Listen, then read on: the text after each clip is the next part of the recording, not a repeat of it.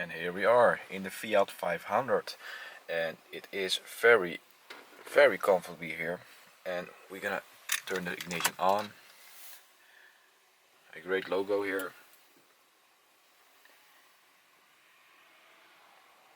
Beautiful display. You can see how much you can drive. There is no mirror on the driver's side, but there is on the passenger side. That's also very strange that they removed the driver's side. A lot of room off the dashboard here. We got two cup holders here and a USB port and a 12-volt socket. Don't forget heated mirrors and adjustable electric mirrors. We can adjust it.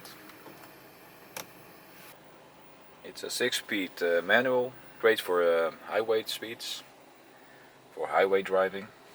You can also close this one to prevent sun from going inside.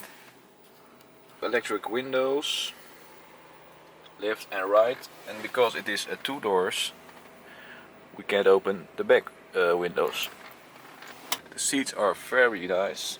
It's a lot of room here. Got a multifunctioning steering wheel, and we get volume control, we got speaking, you can commands to turn the radio on or off or adjust the volume, and we're gonna mute. And here for phone, you can connect your phone with the car, so you can take up phone calls and retrieve anything. And here is the instrumentation pen. It is very nice designed, and let's start it up. It's a cold start now. It starts right up away. Speedometer.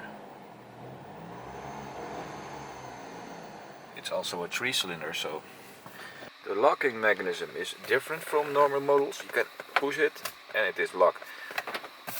With your navigation panel here, and we can connect your phone and we can adjust things. We can go to media. There's no device connected now. Very responsive menu. They done it very good. We can adjust the steering wheel, so it gets much easier to rotate it. And we got air conditioning, climate control. We can adjust the temperature, we can adjust the fan speed. They thought of everything.